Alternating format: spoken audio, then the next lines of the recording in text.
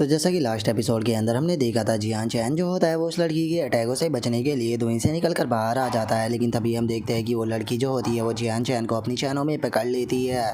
और हम देख पाते हैं कि अभी भी चैन का दूसरा हिस्सा जो होता है वो उसी लड़की के हाथों में होता है। और जो वो लड़की होती है वो जियान चैन से बोलती है कि चलो टाइम आ चुका है अब तुम्हारा नीचे आने का।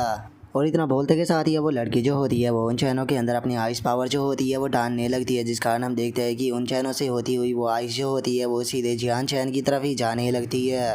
और उसके इस अटैक को देखने के बाद जियान चैन जो होता है वो अपने मन में सोचता है कि ओ मैं समझ गया, ये मुझे यहाँ पर फ्रीज करना चाहती है ताकि ये मुझे आसानी से एलिमिनेट कर सके। लेकिन क्या इसे ऐसा लगता है कि इसकी यहाँ पर आइस पावर मुझे फ्रीज कर सकती है। और इतना बोलते के साथ ही जियान चैन जो होता है वो अपनी ग्रीन स्वॉर्ड की वाई जो होती है उसे रिलीज करता है, जिस कारण हम देख पाते हैं कि उस लड़की की जो चैन जियान चैन के हाथों पर बंधी थी वो भी पूरी तरह से टूट जाती है। और अब वहाँ पर ग्रीन स्वॉर्ड की वाई को देखने के बाद जो किंजी होता है वो अपने मन में सोचता है कि मैं बिल्कुल सही था, ये वही स्पेशल एनर्जी है जिसकी मदद से इसने सी जियान और वो कॉन्ग को मारा था और उनके जो किंग वेपन थे उन्हें भी अपनी स्वॉर्ड से डिस्ट्रॉय कर दिया था। लेकिन मैं अभी भी ये चीज़ जो है वो नहीं समझ पाया हूँ कि आखिर ये किस प्रकार का हो रहा है जो कि जियान चैन की बॉडी के अंदर मौजूद है। आखिर इसे इस तरह की पावर जो है वो कहाँ से मिली। और उसके इतना बोलते के साथ ही हम जियान चैन को देखते हैं जो कि बहुत ही ज़्यादा शांत होकर आसमान में उड़ रहा होता है। और तभी हम देख पाते हैं कि जियान चैन अपनी आंखों को भी ओपन कर लेता है और अपनी आंखों को ओपन करते के साथ ही वो अटैक करने के लिए तैयार हो जाता है और बोलता है कि चलो देखते हैं कि तुम अब क्या करती हो।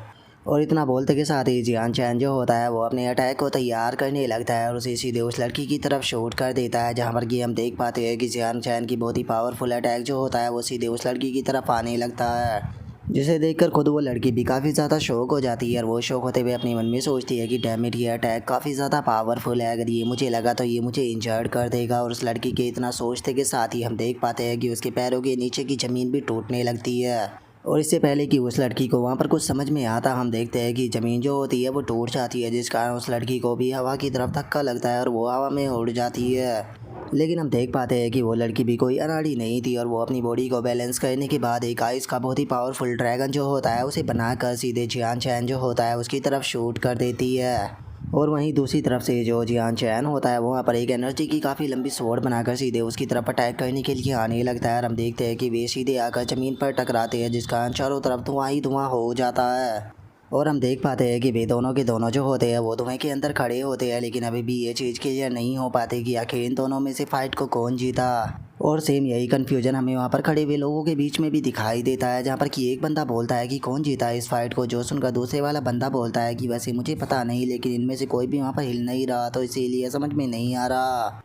और उनके इतना बोलते के साथ ही हम देख पाते हैं कि जो जियान चैन और वो लड़की होती है उन दोनों ने ही अपनी स्वॉर्ड को एक दूसरे के गले पर रखा हुआ होता है। और वो लड़की जियान चैन से पूछती है कि तुमने एंड टाइम पर अपना वेपन जो था उसे क्यों रोक दिया था। और इतना बोलते के साथ ही वो लड़की जो होती है वो अपने मन में सोचती है कि इस पर्सन ने जिस टाइम पर मेरे ऊपर अटैक किया था तभी अचानक से एक नाइफ भी इसका मेरी तरफ आने लगा था और मैं उसे डोज नहीं कर सकती थी। अगर इसने सही टाइम पर उसे नहीं रोका होता तो मैं मारी जा चुकी होती। और उस लड़की की इतना सोचते के साथ ही जियान चैन जो होता है वो उसे बोलता है कि हम लोग जो है वो बस एक मार्शल आर्ट के कंपटीशन के अंदर है, हम यहाँ पर लाइफ एंड डेथ की फ़ाइट नहीं कर रहे, बस हमें यहाँ पर जो विनर था उसे डिसाइड करना था। और उससे अलग हम दोनों के बीच में मुझे नहीं लगता कि किसी भी प्रकार की कोई दुश्मनी है, तो इसीलिए मैंने तुम्हें यहाँ पर नहीं मारा क्योंकि इस चीज़ से कोई भी फ़ायदा नहीं होने वाला था और मैं बेफालतू के लोगों की जान नहीं लेता। जो सुनते के साथ ही वो लड़की जो होती है वो भी अपनी स्वॉर्ड को जियान चैन के ऊपर से हटा लेती है और वो उसे बोलती है कि सच में तुम बहुत ही ज़्यादा सॉफ्ट हो, लेकिन अगर तुम इतने ही सॉफ्ट रहे तो अगले मैच के अंदर तुम मारे जाओगे, तो इसीलिए तुम्हें इतना ज़्यादा सॉफ्ट नहीं होना चाहिए।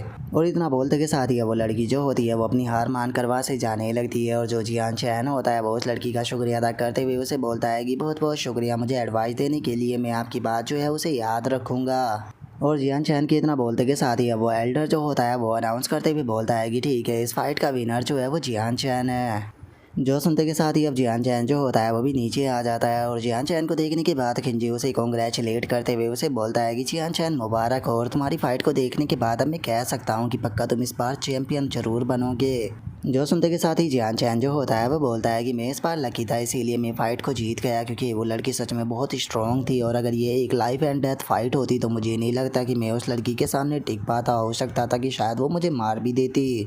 और इतना बोलते के साथ ही जियान चैन मिंगडोंग को देखने लगता है और किंजी से पूछता है कि किंजी मिंगडोंग कहाँ पर है। जो सुनने के बाद किंजी उससे बोलता है कि उसकी फ़ाइट जो थी वो स्टार्ट हो गई थी तो इसीलिए वो अपनी फ़ाइट करने के लिए गया है, क्या तुम वहाँ पर जाना चाहोगे। जो सुनकर जियान चैन जो होता है वो किंजी से बोलता है कि हाँ क्यों नहीं, वैसे भी मिंग डोंग हमारा दोस्त है तो इसीलिए हमें चलकर उसे थोड़ा यहाँ पर मोटिवेट जो है वो करना चाहिए।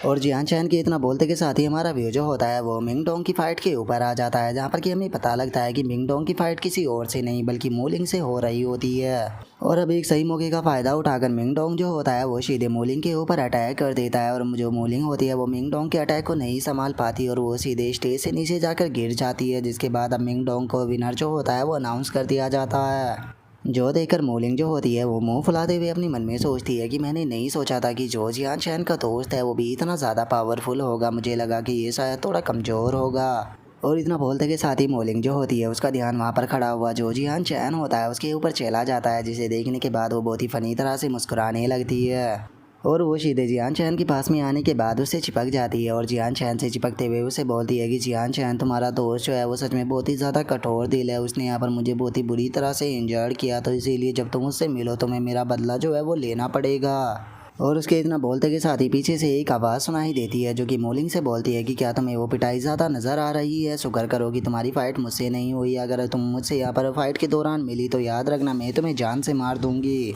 क्योंकि तुम्हारे जैसी एक बेशर्म इंसान जो है उसे जीने का कोई भी हक नहीं है। मैंने तुम्हारे जैसी बेशर्म लड़की जो है वो अपनी पूरी लाइफ में नहीं देखी। और अब इस आवाज़ को सुनकर जियान चैन भी उस तरफ देखने लगता है जहाँ पर कि उसे पता लगता है कि ये आवाज़ किसी और की नहीं बल्कि मिस लूनर की होती है, जिसे देखने के बाद जियान चैन भी मुस्कुराते हुए बोलता है कि अरे मिस लूनर ये तो आप हो, काफ़ी देर से हम नहीं मिले थे और बताइए आप कैसी हो। लेकिन हम देखते हैं कि जो लूनर होती है वो जियान चैन से बात करने में बिल्कुल भी इंटरेस्टेड नहीं होती और वो गुस्से में मुंह फुलाकर दूसरी तरफ मुंह को कर खड़ी हो जाती है। जो देखते के साथ ही अब जियान चैन जो होता है वो बेबसी की निगाहों से देखते हुए जो किंजी और मिंगडोंग होता है उन दोनों से बोलता है कि मेरे भाइयों प्लीज़ मेरी मदद करो ना।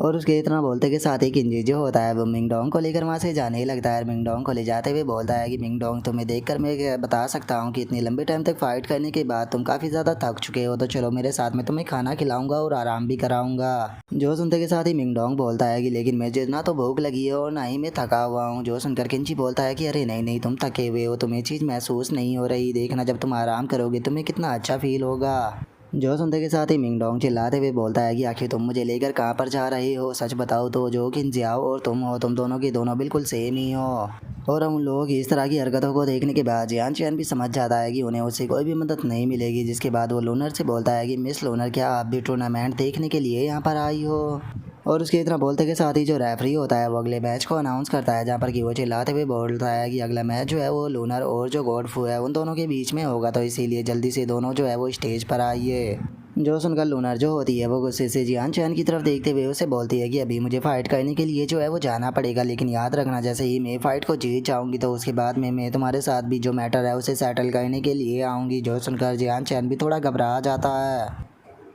जिसके बाद अब हमारा एपिसोड जो होता है वो यहीं पर ही कंप्लीट हो जाता है। तो नेक्स्ट एपिसोड के अंदर देखेंगे कि आगे क्या होता है। अगर आप लोगों को वीडियो अच्छी लगी हो तो लाइक करना, चैनल को सब्सक्राइब करना। मैं मिलता हूँ आप लोगों से नेक्स्ट एपिसोड के अंदर, तब तक के लिए बाय बाय गाइस।